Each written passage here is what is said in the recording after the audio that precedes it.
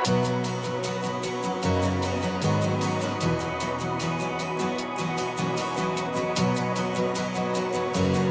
동물 중에는 비소문이라는 게 있어요. 자기가 태어나고 자란 곳으로 가고자 하는 그 본능. 그 대표적인 것이 연어라는 거죠. 연어가 치어가 돼서 산란을 하게 되어지면은 그 연어가 강물을 쫓아서 바다에 가서 성장하고, 그 성장한 후에 다시 산란기가 되어서 알을 낳기 위해서는 자기가 태어났던 그 강을 쫓아간다는 거예요. 그게 어마어마한 길이에 해당하거든요. 이 귀소 본능을 연구하고 살펴보기 위해서 이 생물학자들이 미국의 나이가라 폭포의 상류에다가 그 치어를 방류했대요. 거기서 연어가 산란을 하게 되고 거기서 치어가 생기게 했거든요.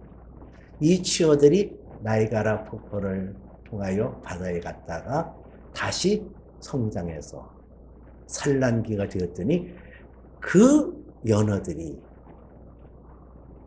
강을 쫓아서 나이가라 폭포를 향하여 오르더라는 거예요. 이 나이가라 폭포가 여러분 사진에서 보고 또 어떤 분은 가봐서 알겠지만은 얼마나 물줄기가 세차냐고요. 높기도 하고. 그런데 그 연어들이 그 폭포를 향하여 올라가면서 주둥이가 찢어지고 지느러미가 찢어지고 뭐 이러면서 그냥 올라가더라고요. 이게 본능이에요. 귀소 본능. 그 귀소 본능에 따라서 바다 사자도 수천 킬로 되는 자기가 태어났던 그곳으로 돌아오기도 하고.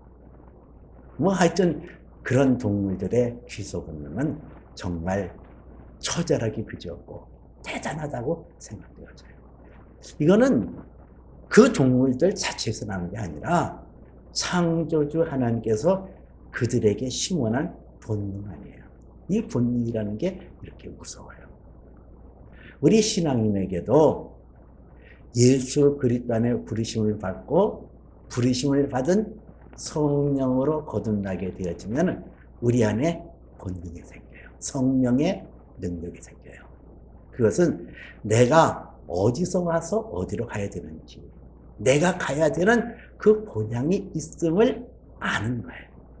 그 본능적으로 그 본향을 찾아서 나가게 되고 그 본향을 삼하고 그 본향을 향하여 이 세상을 힘차게 전진하는 거거든요. 우리가 하나님께서 사람을 창조하실 때 그 안에 본성을 주셨는데 본향을 찾는 그러한 능력을 우리에게 주셨어요. 근데 그 능력을 받았음에도 불구하고 죄로 인하여 그것이 희미하게 남아있죠. 없어진 게 아니라 사실 우리 안에는 본능적으로 그 본향이 있다는 사실을 알고 있는 거예요. 희미하지만. 그러니까 사람이 죽으면 이렇게 얘기하잖아요. 나이가 어린 사람 뭐 그럴 때는 걔 갔어 이래요. 또 나이가 들어서 돌아가신 분, 세상을 떠난 분들에게서는 아이 그분이 돌아가셨네. 이 돌아갔다는 건 뭐예요? 내가 어딘지는 알지 못하지만은 가야 될 그곳으로 갔다는 얘기 아니에요. 이 세상 사람들은 진리를 알지 못하기 때문에 어디로 가야 되는지, 그 가야 되는 방향이 어딘지, 내가 가야 되는 그곳이 어떤 것인지를 알지 못하지만은 우리가 하나님의 아들 예수 그리스도의 믿음으로 성령 안에 있으면 그 성령 안에서 본능적으로 하나님 나라가 있음을 기억하고 그 나라를 향하여 전진해 나가는 거예요. 이게 믿음의 사람의 모습이거든요. 오늘 우리가 함께 읽은 이 히브리서 11장 13절에서는 이 사람들이 다 믿음을 따라 죽었으며 이래요.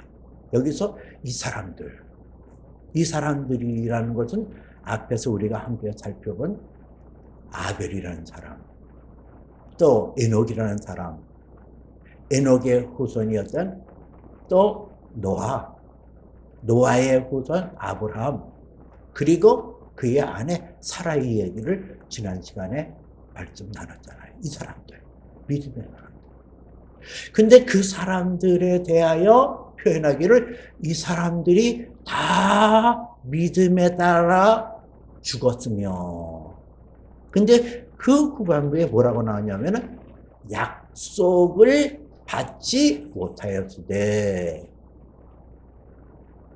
그것들을 멀리서 보며 환영하였으며 또 땅에서는 애국인과 나그네임을 증언하였다. 이렇게 얘기를 해요. 자, 이 믿음의 사람이 어떤 사람이었나? 믿음의 사람들이 믿음을 따라 죽었으며 약속을 받지 못했을 때, 이게 뭘 말할까? 이 약속을 받지 못했을 때 그 믿음의 사람들이 하나님 앞에서, 노아라는 사람은 당대 의인이고 하나님 앞에서 의로운 자라고 하나님께서 그를 칭송할 정도로 노아라는 사람은 그렇게 귀중히 여김을 받았잖아요. 근데 죽음 앞에서는 뭐 세상 사람들이나 별반 다르지 않았다는 거예요. 단순히 하나, 믿음을 따라 죽었다. 그러나 그 믿음을 따라 죽었을 때 약속을 받지 못하였다 그랬거든요. 적어도 하나님 앞에 부르심을 받고 하나님 앞에 칭송을 받을 정도가 되면 죽을 때는 뭔지 모르게 이렇게 짠짜라잔 뭐 이렇게 뭐 좀 그런 게 있어야 될 거 아니에요. 근데 그게 없어요. 창세기 9장에서도 말씀하기를 이 노아가 홍수 위에 노아는 350년을 살았으며 그의 나이 950세가 되어 죽었느니라 이렇게 나와요. 그 노아라는 사람의 죽음에 대해서 얘기하기를 뭐 그렇게 싱겁게 얘기를 해요. 죽었다. 350년을 홍수 위에 350년을 살고 그의 나이 950세가 되어 죽었느니라. 여러분 좀 뭐 찝찝하지 않아요? 그걸 그렇게 뭐 그 신앙의 유인이라는 게 이 죽음이라는 그거를 가지고 얘기하는데 무슨 뭐 그냥 어디 지나가는 개 한 마리가 죽은 것처럼 죽었더라 이렇게 나와요. 무슨 뭐 짜자잔 그게 없어요. 그뿐만 아니라 믿음의 조상 아브라함도 175세가 되어 죽었더라 이렇게 나와요. 죽었더라. 근데 오늘 성경은 믿음을 따라 죽었는데 약속의 유업을 받지 못하고 약속을 받지 못했다. 이건 뭘 말할까요? 오늘 성경에서 이 사람들이 다라는 단어가 나오거든. 다 한결같이 모두 다 믿음을 따라 죽었으며 약속을 받지 못했다 그러거든요. 약속을 받지 못했다. 이거는 이 믿음을 따라 죽었을 때 약속을 받지 못했다는 것은 이 사람들이 죽음을 뛰어넘은 사람이라는 거예요. 이 믿음이라는 것은 죽음을 뛰어넘는 겁니다. 어떤 죽음이라도 상관없다는 거예요. 그건 하나의 프로세스, 하나의 과정일 뿐이지 그 죽음이 그들에게 어떤 영향을 미치지 않았다는 거예요. 때로는 전도서 8장 14절에서 솔로몬이 고백한 대로 세상에는 헛된 일이 있나니 악인들이 의인들의 행위를 따라 상을 받는 사람들도 있고 이러거든요. 의인들이 악인들의 행위를 따라 벌을 받는 사람들도 있고 또 악인들이 의인의 행위를 따라 상을 받는 사람도 있다. 그러나 내가 이루는 이것도 헛되도다. 이렇게 표현을 해요. 이게 뒤죽박죽이라는 거예요. 세상 이치가 보면은 아니 저렇게 악을 범하고 저렇게 진짜 못된 짓을 하는데 이런 악인들이 의인들이 받는 그런 상을 받는 경우가 있다는 거예요. 아주 평안하게 곱게 잘 죽는 사람이 있거든요. 세상 악을 진 사람도. 그런데 의인이라도 의인들이 악인의 행한 그 행위를 따라 벌을 받는 사람, 참 동물에게 찢겨 죽이기도 하고 난판 배에서 그냥 그렇게 죽임을 당하기도 하고 뭐 다양하게 죽잖아요. 무슨 뭐 예수 믿고 무슨 뭐 구원받은 믿음의 사람이라 할지라도 뭐 죽음 앞에서는 다 무슨 뭐 영화롭게 뭐 아주 그렇게 죽은 사람 많지가 않거든요. 그 전도서에서는 그걸 얘기하는 거예요. 이게 헛되다. 근데 성경에서 이 사람들이 다 믿음을 따라 죽었으며 약속을 받지 못했을 때 뭐를 바랐다 그랬어요? 그것들을 멀리서 보며 환영하였으며 목표를 향하여 저기 있는 그 번향을 따라 나가는 그들에게 있어서 그것이 이 죽음이라는 과정이라는 거예요. 여러분, 내 믿음이 구원에 이르는 믿음의 증거는 바로 여기 있는 겁니다. 내 믿음이 죽음 앞에서 나는 어떤 자세를 갖고 있나. 이 세상에서 병들어 죽든지 때로는 무슨 사고로 죽든지 뭐 평안하게 죽든지 그게 전혀 나에게 상관이 없다는 얘기예요. 어떤 죽음이라 할지라도 그 죽음 앞에서 담대함을 가지고 있다고 한다면 내 안에 하나님의 성령이 계시다는 증거. 하나님의 성령으로 내 믿음이 온전한 구원에 이르는 확실한 증거임을 말하고 있거든요. 믿음의 사람들이 그렇게 살았어요. 죽음이라는 걸 두려워하지 않았어요. 죽음에 대해서 초연했어요. 어떤 죽음이 온다 할지라도 그래 그거는 과정이야. 내가 가야 되는 것이 있어. 나는 이 세상에 죽음으로 끝나는 것이 아니라 영원한 생명이 있는 그곳으로 가는 거야. 이렇게 받아들였다는 거예요. 그리고 또 그들은 또 땅에서 외국인과 나그네임을 증언하였다 그랬거든요. 이 나그네. 이 나그네라는 본뜻은 파레피데모스라는 단어죠. 파레피데모스라는 단어를 썼어요. 헬라어로.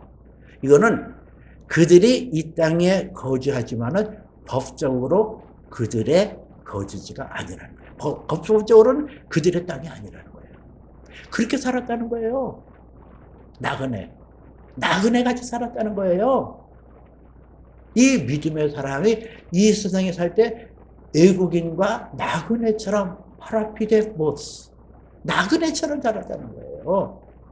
이 나그네라는 개념이 창세기 47장 8절 9절에 보면 그 총리 대신이 애굽에서 총리 대신이 됐던 요셉의 초청을 받아 야곱과 그의 식구 70명이 애굽에 가잖아요. 그 애굽에 들어갔는데 거기서 바로왕이 애굽의 왕인 바로왕이 그 야곱에게 묻습니다. 바로가 야곱에게 이르되 내 나이가 어떻게 되었냐 몇이냐 이렇게 물어요. 근데 여러분 상상을 해보세요. 그 당시 이 애굽이라는 나라는 당대 최고의 문명과 문화를 자랑하는 그런 나라예요. 그 융성하기가 이를 데 없는 호화롭고 번영하는 그런 나라이거든요.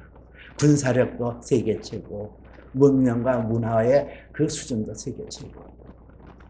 그러니 왕이 살고 있는 궁전은 얼마나 영화롭고 아름답겠어요. 그것에서 왕의 위엄을 갖추고 바로가 야곱에게 내 나이가 얼마나 됐냐 이렇게 물어요. 여러분 이럴 때에 그 야곱이라는 식구들은 사실 가나안 땅에서 유목민을 했거든요. 양떼 기르고 뭐 가축대 기르는 그런 유목민이었고 또 당시 애굽 사람들은 이 유목민들을 천하게 여겼어요. 그럼 그런 상황 속에서 얼마나 위축이 됐을까? 야곱이라는 사람이. 근데 야곱이 대답하는 게 참 내가 생각하면 야 어떻게 그렇게 얘기할 수 있을까? 그렇게 얘기를 해요. 내 나그네 같은 인생 130세입니다. 이렇게 얘기를 해요. 그가 고백하기를 나그네 같은 내 인생 130세가 되었나이다. 근데 이 내 나이는 우리 조상들의 나그네 같은 연조에 미치지 못하나 험악한 세월을 살았나이다. 이렇게 얘기해요. 나는 이거를 가만히 살펴보면서 야 어떻게 그 야곱이라는 사람이 그렇게 그 바로 왕궁에서 바로 앞에서 그렇게 당당할 수 있었을까? 자기 자랑한 거 없잖아요. 나그네 같은 인생이래, 나그네 같은 인생. 나그네 같은 내 인생 130년 살았는데, 내 조상들, 우리의 조상들도 나그네 같은 연조를 살았고, 험악하게 살았나이다. 아니, 험악한 거를 왜 강조할 이유가 뭐가 있어요? 근데 이 야곱은 험악하게 산 내 인생을 바로 앞에서 당당하게 얘기하는 거예요. 내 나이 130세 살았는데 나그네 같은 인생 살았어요. 내 선조들도 내 조상들도 나그네 같은 연조를 살았어요. 근데 나는 험악하게 살았거든요. 험악한 세월을 보냈나이다. 어떻게 이렇게 당당할 수 있을까? 어떻게 그 바로 앞에서 험악한 자기 인생을 당당하게 말할 수 있고 나그네 인생이라고 고백할 수 있었을까? 야곱의 마음에는 내 인생 흘러가는 나그네 같은 이 인생 속에서 이 땅에 뿌리를 박지 않았기 때문에 내가 가야 될 본향이 있는 사람이기에 나는 이 세상의 영광도 존귀도 부귀와 공명도 나는 부를 것이 없습니다. 내 비록 험악하게 살았고 내 나이 찌들게 살았을지라도 나그네 같은 인생이 변해져서 영원한 본향이 있음을 야곱을 믿었기에 그렇게 고백한 거 아니겠어요? 여러분 스스로 한번 돌이켜보세요. 여러분들의 믿음이 구원에 이르는 확실한 증거가 있다고 한다면 세상에 뿌리를 내리고 있지 않고 본향을 향하여 내가 가야 되는 그 방향으로 가면서 세상 사람들에게 주눅들거나 세상 사람들에게 열등감을 갖고 있지는 않은지, 그렇다고 한다면 사실 부끄러운 구원이에요. 내 안에 하나님의 영 성령이 내 안에 계시면 내 영혼은 이 땅에 살고 있지만은 영원한 본향이 있음을 믿었기에 이 세상의 부귀도 이 세상의 공명도 이 세상의 자랑도 그것이 나에게 큰 영향을 주지 않고 있어요. 내가 그렇게 야곱처럼 당당하게 살 수 있다고 한다면 내가 야곱처럼 그렇게 바로 왕 앞에서도 험악한 인생을 살았습니다 고백할 정도로 자기 인생에 대해서 자긍심을 갖고 당당함을 가질 수 있다고 한다면 그 믿음이 구원에 이르는 확실한 증거 아니겠냐 이거죠. 베드로전서 2장 11절에서도 베드로가 사랑하는 자들아 거류민과 나그네 같은 너희들에게 권하노니 이렇게 나와요. 베드로도 인생에 대하여 거류민과 나그네 같다 그랬어요. 나그네 들꽃처럼 있다가 없어지는 그 나그네. 그러나 나그네같이 지나가는 그 인생살이 속에 하나님의 본향이 있고 그 나라가 있음을 믿고 나가야 될 것을 말하고 있잖아요. 지난 시간에 우리가 함께 나눈 히브리서 11장 9절에서도 동일한 유업을 함께 받은 이삭 및 야곱과 더불어 장막에 거하였더니 하는 말씀이 있어요. 동일한 약속을 유업으로 함께 받은 이삭 및 야곱과 더불어 장막에 거하였으니, 이게 뭘 말해요? 그 아브라함이라는 사람은 지난 시간에도 말씀드린 바와 같이 메소포타미아 지역에 메소포타미아 지역에 갈대아 우르에서 집을 잘 짓고 산 사람이에요. 근데 그 아브라함이 이 장막이라는 것은 텐트를 말하거든요. 가죽이라든가 선으로 만든, 오늘 있다가 내일 옮기게 될 수도 있는 그런 천막, 거기서 거했다는 거예요. 누구도? 그의 아들 이삭도, 그의 손주였던 야곱도. 왜 그렇죠? 어느 곳으로 정착해서 그곳에서 뿌리를 내리고 털을 닦고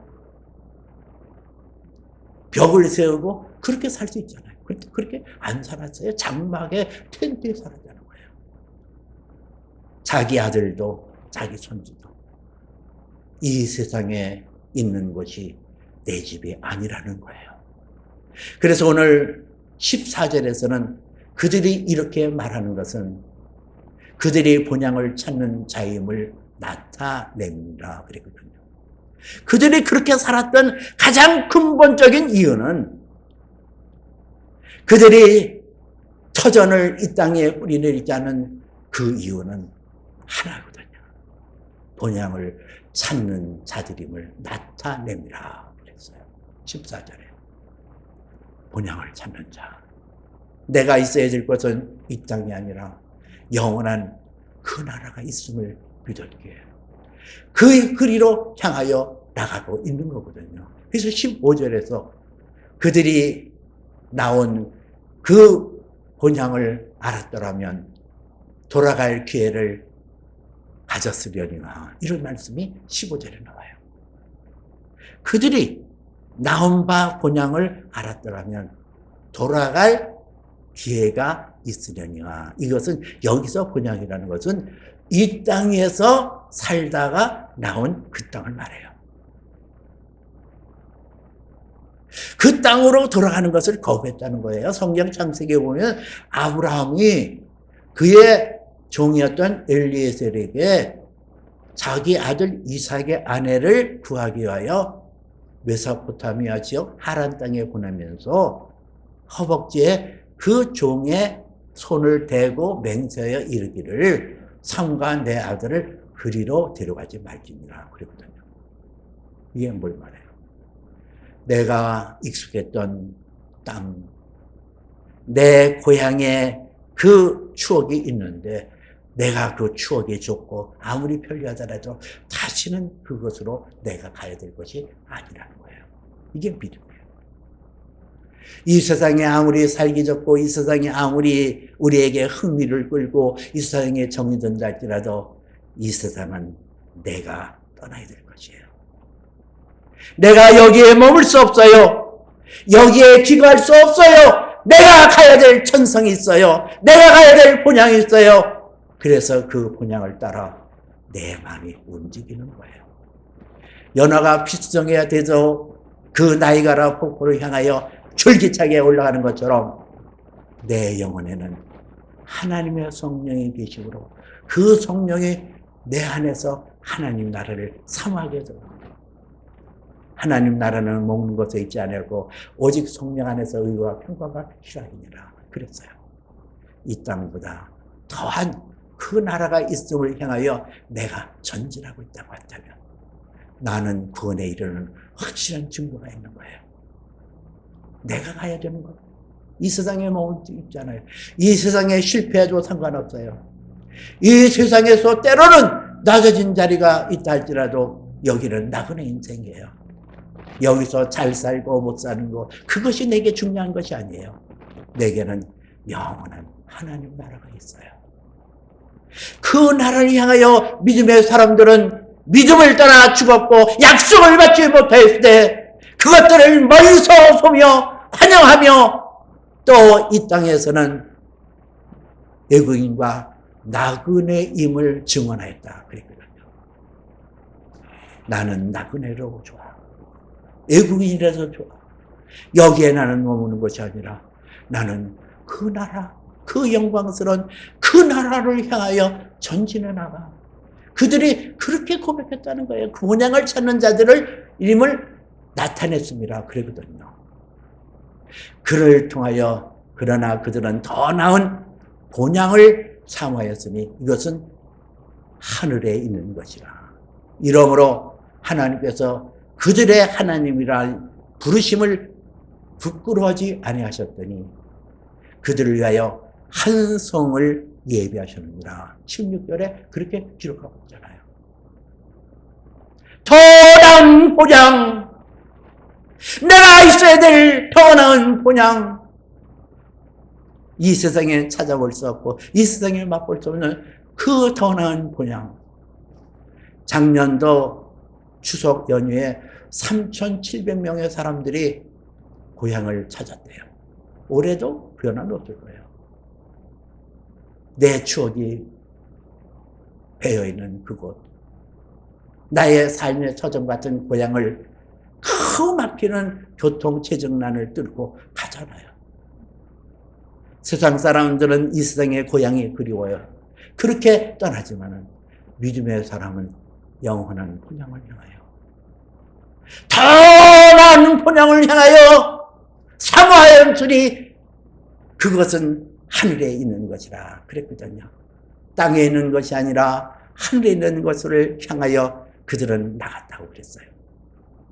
하나님께서는 그렇게 본향을 향하여 자기 마음을 준 그들에게, 하나님은 아브라함의 하나님이요 이삭의 하나님이요 야곱의 하나님이라고 당신을 지칭했던 것처럼 내 하나님, 내 생명의 하나님이심을 부끄러워하지 아니하시고 내가 그 나라를 향하여 전진해 나가냐, 그래 내가 내 하나님이 된 것을 나도 기쁘게 여긴다, 부끄러워하지 않는다. 그러면서 하나님께서는 그들을 위하여 한 성을 예비하셨다고 그랬어요. 여기서 한 성을 예비하셨다는 것은 앞에서 말씀드린 장막과 비교하는 성을 말해요. 이 성에 대해서 요한계시록에서는 신부가 신랑을 위하여 단장한 것 같더라 그랬어요. 신부가 세심하게 신랑을 위하여 단장한 것처럼 새하늘과 새 땅을 준비하고 우리를 영접할 준비를 하나님께서 이루고 계시는 거예요. 여러분, 우리 믿음이라는 것은 내 안에 성령을 통하여 내 본성이 바뀌어지고 내 취향이 바뀌어지고 내 성향이 바뀌어지면서 우리는 본능적으로 그 나라와 그의 의를 향하여 나가게 되거든요. 마태복음 6장 33절에 그러므로 먼저 너희는 그 나라와 그의 의를 구하라. 그러면 이 모든 것을 더하여 주리라 그랬어요. 그 나라와 그의 His kingdom and His righteousness. Seek, 구하라. His kingdom and His righteousness. 하나님 나라. 내가 하나님 나라에 합당한 생명체로 되는 것, 그의 의, 예수 그리스도의 모습, 예수 그리스도의 완성된 인격, 그것을 구하고 살아라. 그러면 이 모든 것을 더하여 주리라. 성경이 가르쳐주고 있거든요. 우리가 이 땅에 살 때 무엇을 위해서 살아야 될까? 그 나라를 위해서 사는 거거든요. 그 나라에 합당한 예수 생명을 내 안에 성령으로 말미암아 주어줬으니 성령으로 나의 그리스도인 됨을 내가 마땅히 여기고 기쁨으로 나가야 되는 거예요. 우리나라 연극 배우 중에 윤석화 씨라는 분이 있잖아요. 59년생으로 올해 그분이 뇌종양에 걸렸어요. 그래서 여러 가지 항암 주사도 맞고 방사선 치료도 받고 머리는 빠지고 앞니빨이 빠지고 몸무게가 43kg에서 36kg로 줄어들고 그렇게 피폐된 환경 속에서 그분이 나중에 결단한 것이더라고요. 나는 나답게 살리라. 그리고 항암 주사도 맞지 않고 방사선 치료도 거부하면서 기도하면서 그렇게 투병 중에 계셨던 그분의 표현. 나는 나답게 살리라. 나는 나답게 살리라. 여러분, 이것이 제 마음에 와닿더라고요. 나는 나답게 살리라. 여러분, 나는 나답게 산다는 게 뭐예요? 내가 예수 그리스도를 믿었으니 나는 그리스도인답게 살리라. 나는 예수 그리스도께서 나에 위하여 당신의 생명을 주셨으니 나는 예수 그리스도 안에서 그리스도를 따르는 그 삶을 살아가리라. 이것이 그리스도인답게 사는 거예요. 예수님께서 나에게 생명 주시가요 당신의 몸을 찢으시고 당신의 몸을 주었다고 한다면 나는 그 주님을 향하여 나가는 데 있어. 죽음이라 할지라도 환난이라 할지라도 곤고라 할지라도 예수 그리스도를 믿는 믿음 안에서 그것을 당연지서로 여기고 내 안에 역사하시는 성령 부활의 영 예수 그리스도를 죽은 자 가운데서 다시 살리시는 그 부활의 영을 통하여 나는 죽어도 살겠고 나는 죽어도 살리라. 어떤 환경 속에서 죽어도 살리라. 이 땅에서 내가 기업을 누리지 못하고 이 땅에서 가진 것 없고 이 땅에서 내가 움켜잡은 것 없다 할지라도 영원한 한성을 예비하신 그 하나님 앞에 나는 반드시 가리라. 이 믿음, 이것이 구원에 이르는 확실한 증거예요. 이 믿음. 나는 죽어도 살겠다. 내가 가야 될 영원한 본향이 있다. 그 아름다운 본향, 눈물이 없고 고통이 없고 죽음이 없는 그곳에 나는 반드시 이르게 되어진다. 그 믿음이 내 안에서 영소선칠 때, 그 믿음이 나를 사로잡아갈 때 나는 예수의 성령으로 구원에 이르는 확증을 받은 자예요. 이런 은혜를 여러분들이 누리고 승리하는